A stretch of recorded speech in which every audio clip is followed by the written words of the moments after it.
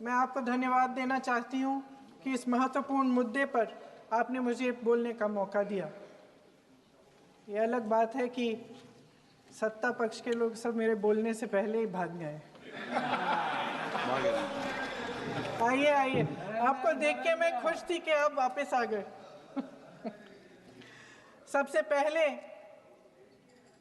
मैं उन सैनिकों, उन जवानों, उन अफसरों को नमन करना चाहती हूँ जो हमारे देश के रेगिस्तानों में, हमारे देश के घने जंगलों में, बर्फीले पहाड़ियों पे हमारी देश की रक्षा करते हैं, जो हर पल देश के लिए अपनी जान देने के लिए तैयार रहते हैं। 1948 से लेकर अब तक, जब से पाकिस्तानी रेडर्स ने कश्मीर पे हमला किया, तब से लेकर अब तक हमारे देश की अखंडता की रक्षा करने में उनका बड़ा योगदान है। हमारी आज़ादी अहिंसा के आंदोलन से हासिल हुई, लेकिन जैसे मैंने कहा, उसको कायम रखने के लिए हमारी सेना का बहुत बड़ा योगदान है। अध्यक्ष महोदय, कल मैं सदन में बैठी हुई सबके भाषण सुन रही थी। आदरणीय रक्षा मंत्री महोदय ने बोला, सत्ता पक्ष के कई मंत्रियों ने बोला। 1 घंटे का रक्षा मंत्री जी का लंबा भाषण था। सुनते सुनते एक बात मुझे बहुत खटक रही थी। उसके बाद जब दूसरे भाषण भी सुने आपके सत्ता पक्ष के, तब भी ये बात बार बार मेरे मन में आ रही थी कि सारी बातें कर ली, ऑपरेशन सिंदूर की बात कर ली, आतंकवाद की बात कर ली, देश की रक्षा की बात कर ली, इतिहास का पाठ भी पढ़ा दिया, लेकिन एक बात छूट गई। उस दिन 22 अप्रैल 2025 को जब 26 देशवासियों को अपने परिवार के सदस्यों के सामने खुलेआम मारा गया, तो ये हमला कैसे हुआ, क्यों हुआ?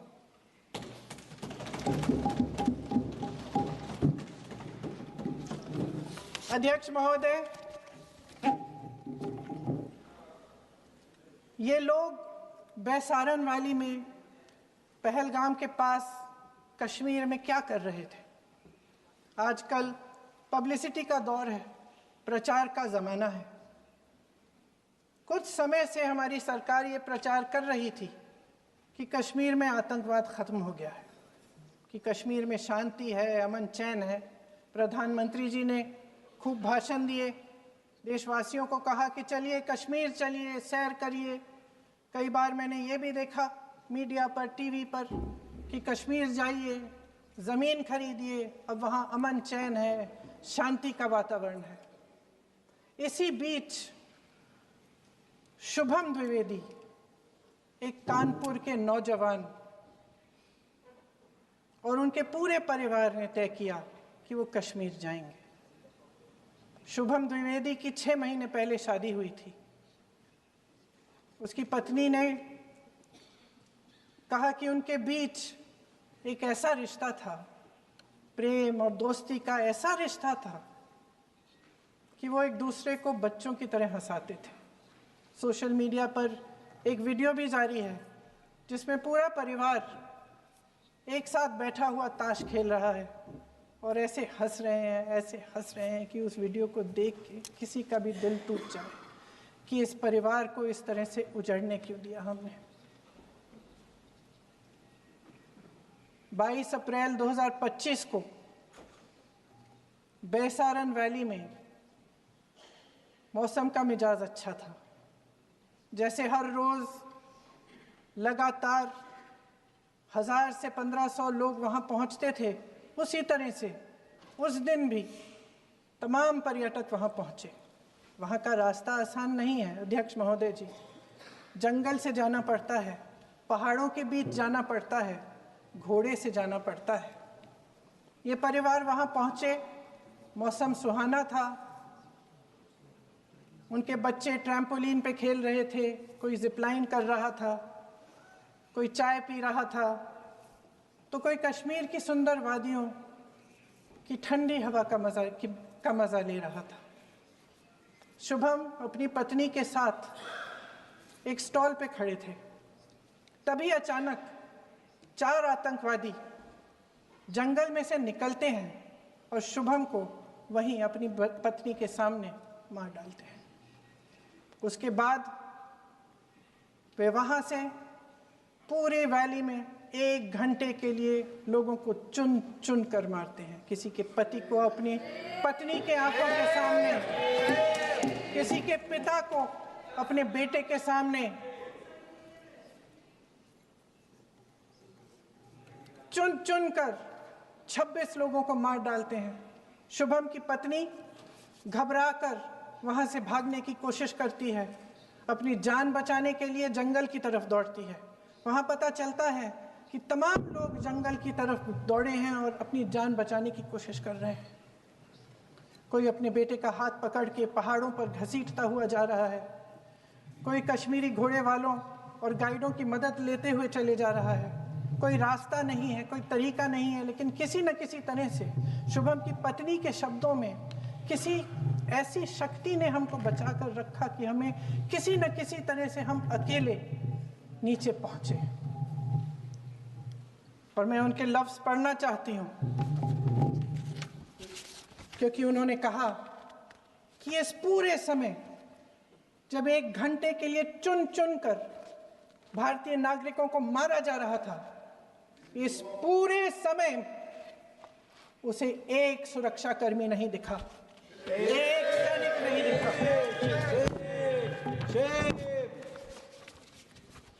शुभम की पत्नी ने कहा, कोट, मैंने अपनी दुनिया को खत्म होते हुए देखा, अपनी आंखों के सामने एक सिक्योरिटी गार्ड नहीं था। मैं ये कह सकती हूं कि देश ने, सरकार ने हमें वहां पे अनाथ छोड़ दिया था। सिक्योरिटी क्यों नहीं थी वहां पे एक सैनिक क्यों नहीं दिखा? क्या सरकार को मालूम नहीं था कि यहां रोज 1000 से 1500 पर्यटक जाते हैं? क्या सरकार को मालूम नहीं था कि यहाँ के पहुंचने के लिए जंगल के रास्ते से जाना पड़ता है? अगर कुछ हो जाएगा तो लोग वहां से निकल नहीं पाएंगे। एक चिकित्सा का इंतजाम नहीं था, फर्स्ट एड का इंतजाम नहीं था, कोई इंतजाम नहीं था, ना सुरक्षा का ना फर्स्ट एड का। इन लोगों को भगवान भरोसे छोड़ दिया गया। ये लोग वहां पे इस सरकार के भरोसे गए और इस सरकार ने उन्हें भगवान भरोसे छोड़ दिया।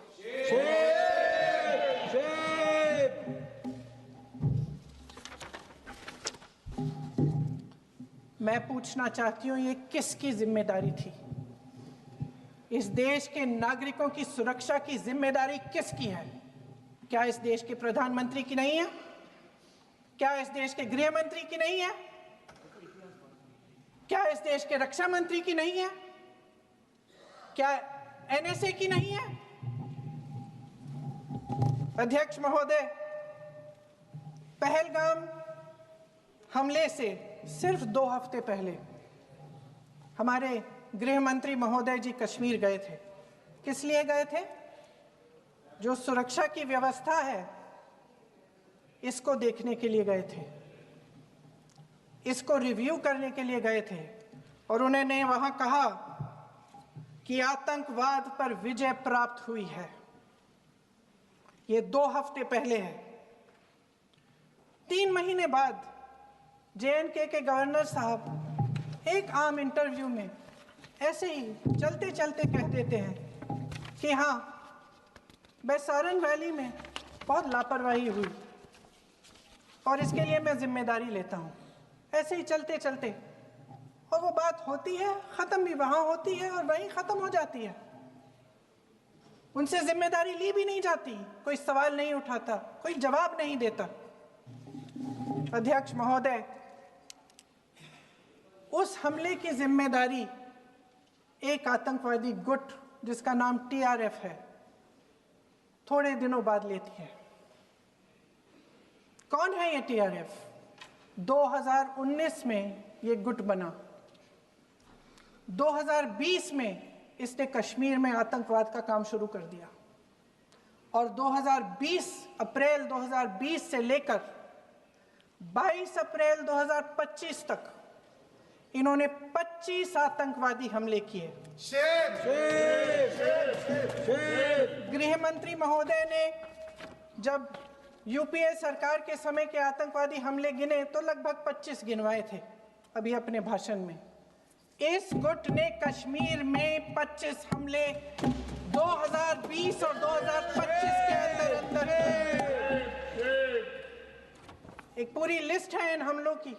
मेरे पास इतना समय नहीं है इसलिए मैं एक एक को नहीं पढ़ना चाहती, लेकिन मैं इतना कहूंगी कि इनमें रियासी का हमला भी था 2024 का, जिसमें 9 लोग मारे गए और 41 लोग घायल हुए।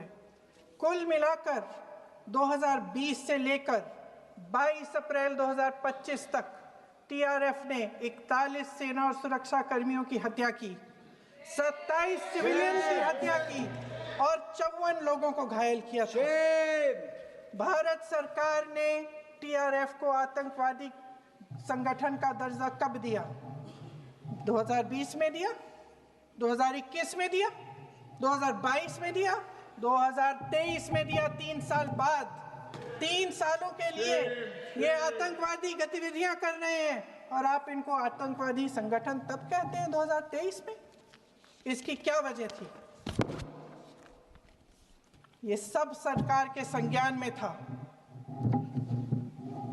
और आप मुझे बताना चाहते हैं, सत्ता पक्ष के नेता बताना चाहते हैं कि ये सब आपके संज्ञान में था, लेकिन कोई भी एक ऐसी एजेंसी नहीं है हमारी सरकार की जिसको पता चला कि ऐसा हमला, ऐसा भयानक हमला होने जा रहा है हमारे देश में, कि पाकिस्तान में बैठे हुए इस हमले की योजना बन रही है कि हम भारत जाके हैवानियत करेंगे, 26 लोगों को मार डालेंगे और हमें पता ही नहीं है।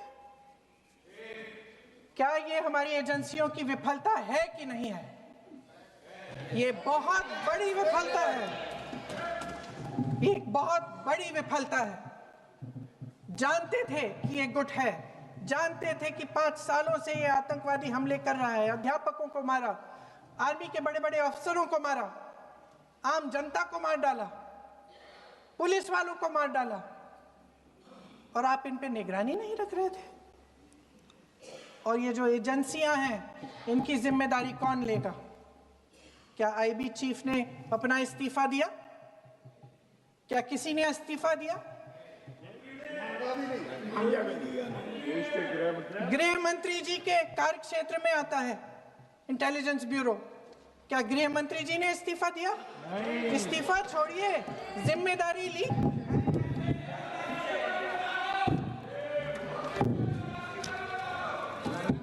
साहब देखिए, इतिहास की बात आप करिए, मैं वर्तमान की बात करना चाहती हूँ।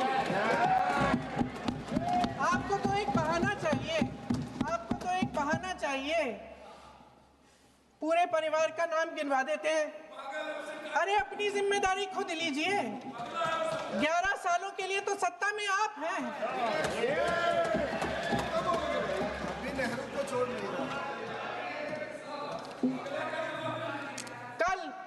कल माननीय गौरव गोगोई जी ने अपने भाषण में पूछा गृह मंत्री जी से, क्या आपकी जिम्मेदारी नहीं थी? मैं देख रही थी।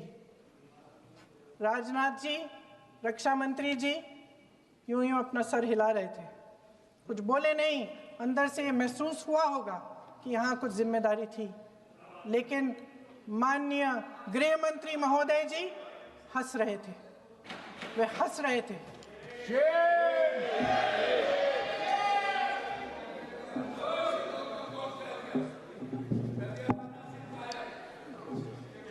अध्यक्ष महोदय, कल सत्ता पक्ष और आज भी सत्ता पक्ष के नेताओं ने 2008 के मुंबई के हमलों का जिक्र किया, बार बार कहा कि मनमोहन सिंह जी की सरकार ने कुछ नहीं किया।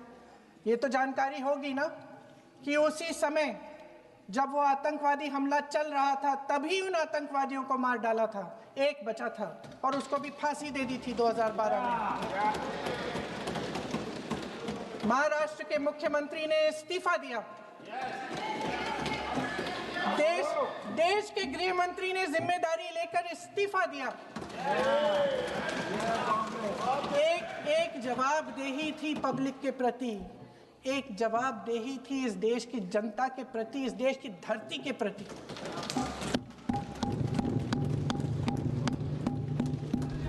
राजनाथ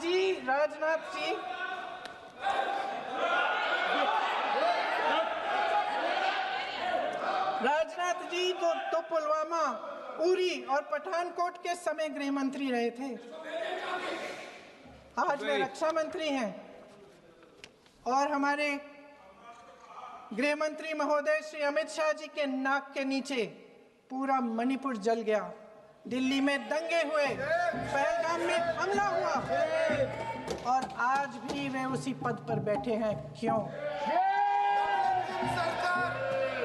अध्यक्ष महोदय, बमबारी से अखबारों के हेडलाइन बनते हैं, मगर कहानी सुरक्षा में की चूक में भी है।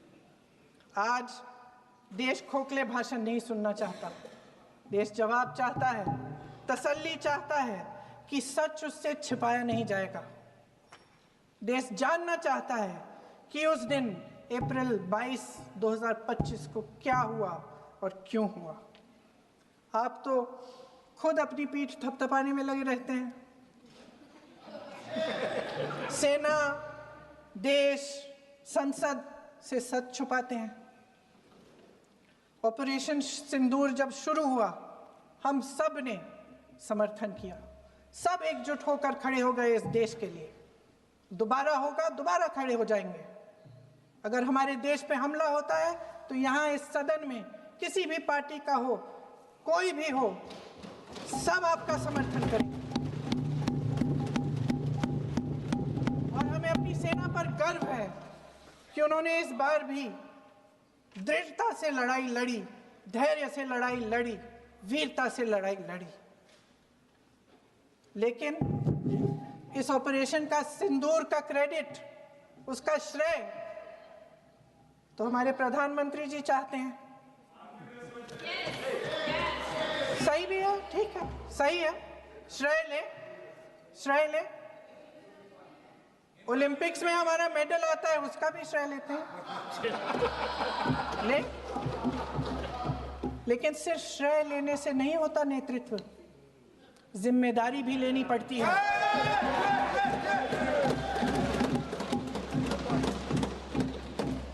देश के इतिहास में ये पहली बार हुआ, देश के इतिहास में ये पहली बार हुआ कि जंग होते होते ही रुक गई है जी। और इस रुकावट का ऐलान हमारी सरकार, हमारी सेना नहीं करती, अमेरिका के प्रेसिडेंट करते हैं, अमेरिका के राष्ट्रपति करते हैं। ये हमारे प्रधानमंत्री महोदय की गैर जिम्मेदारी का सबसे बड़ा प्रतीक है। आज गृह मंत्री जी ने इस बात पर उल्लेख किया। उन्होंने कहा, उनके शब्दों में उन्होंने कहा कि पाकिस्तान के पास शरण में आने के बजाय कोई चारा ही नहीं था। आपने शरण दिया क्यों? वो आते हैं आपके देश के अंदर, लोगों को मार डालते हैं और आप उनको शरण दे रहे हैं। क्यों दिया शरण? इसका जवाब क्यों नहीं दिया एक भी भाषण में? जैसे ये बात उठी, शरण की बात की, हमारे गृह मंत्री जी ने इतिहास में चले गए। नेहरू ने क्या किया, इंदिरा गांधी ने क्या किया, यहां तक कि मेरी मां के आंसुओं तक चले गए। लेकिन इस सवाल का जवाब नहीं दिया कि ये सीज फायर हुआ क्यों, ये जंग रुका क्यों, और तब क्यों रुका जब दुश्मन के पास कोई चारा नहीं था हमारे श्रेय में आने के बजाय। क्यों रुका ये जंग? इसका जवाब नहीं दिया। धन्यवाद। आप देंगे?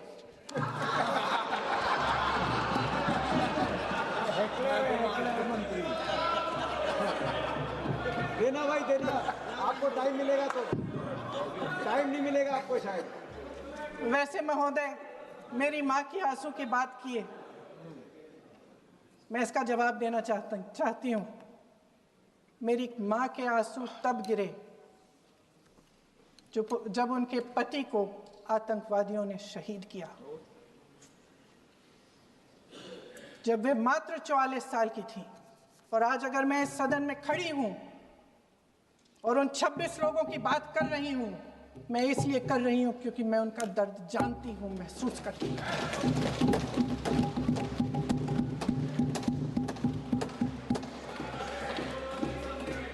अध्यक्ष महोदय, मैंने कहा कि देश का नेतृत्व सिर्फ उपलब्धियों का श्रेय लेने से मजबूत नहीं होता। सफलता और विफलता दोनों की जिम्मेदारी लेने से बुलंद होता है। ये सोने का ताज नहीं है, कांटों का ताज है।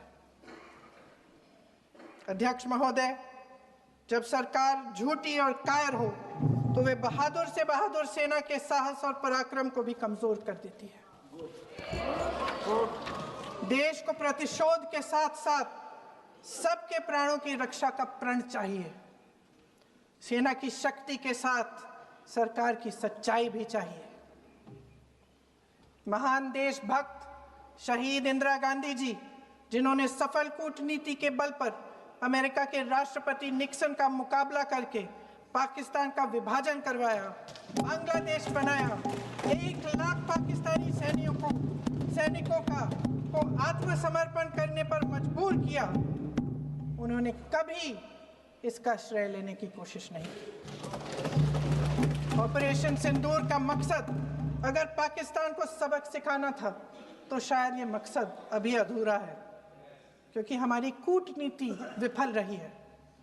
इसका प्रमाण यही है कि ऑपरेशन सिंदूर के बाद एक पाकिस्तानी जनरल, जिसके हाथ खून से रंगे थे, अमेरिका के राष्ट्रपति के साथ बैठकर लंच खा रहे थे। अगर ऑपरेशन सिंदूर का मकसद आतंकवाद को खत्म करने का था तो पाकिस्तान को संयुक्त राष्ट्र के आतंकवाद विरोधी समिति का अध्यक्ष चुने जाने से इस मकसद को धक्का लगा है। इसकी जिम्मेदारी कौन लेगा? क्या हमारे प्रधानमंत्री लेंगे? क्या उनमें ये हिम्मत है? नहीं है।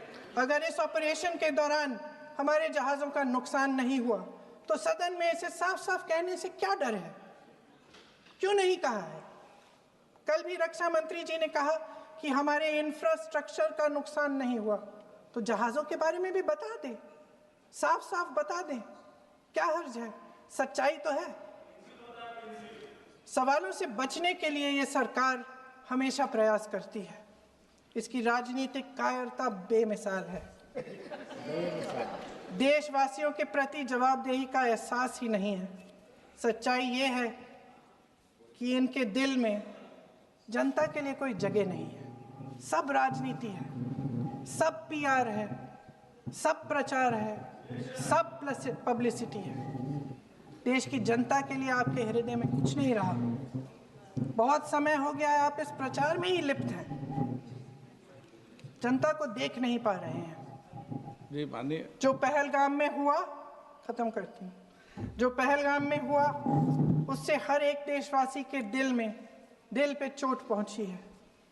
हिमांशी नारवाल की गुहार ने हम सबको शर्मिंदा किया है।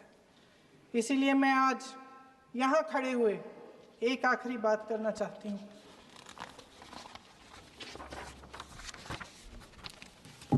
इस सदन में लगभग सभी के पास सुरक्षा है, सुरक्षा की व्यवस्था है।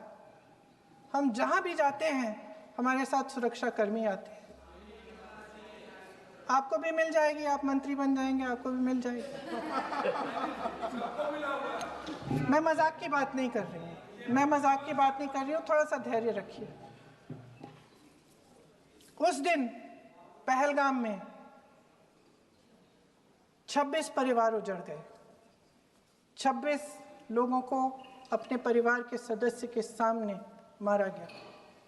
26 बेटे, पति, पिता गुजर गए। उनमें से 25 भारतीय थे। भारतीय थे।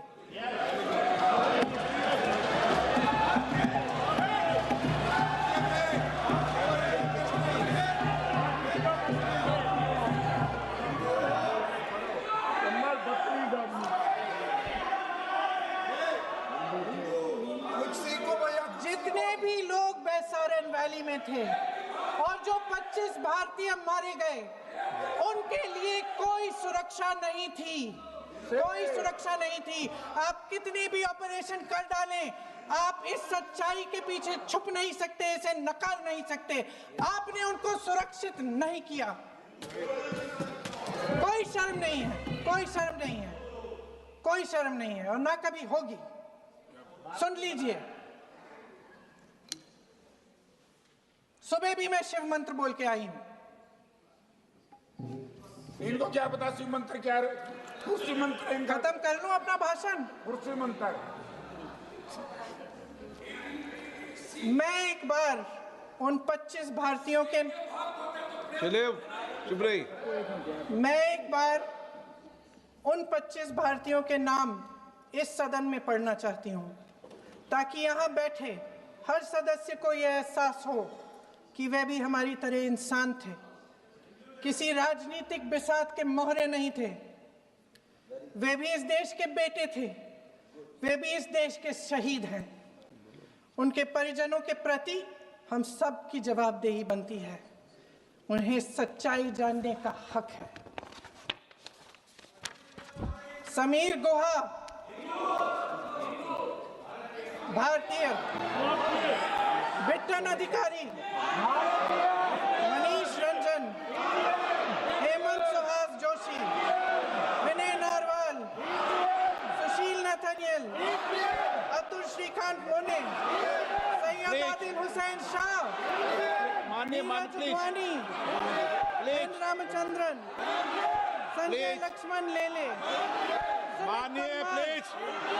दिनेश अग्रवाल, दिलीप दिल से, Prashant Kumar Satpathy, JS Chandramouli.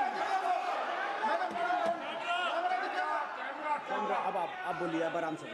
JS Chandramouli, Yatish Parmar, S Madhusudan Rao, सदस्य नारेबाजी का सदन नहीं है।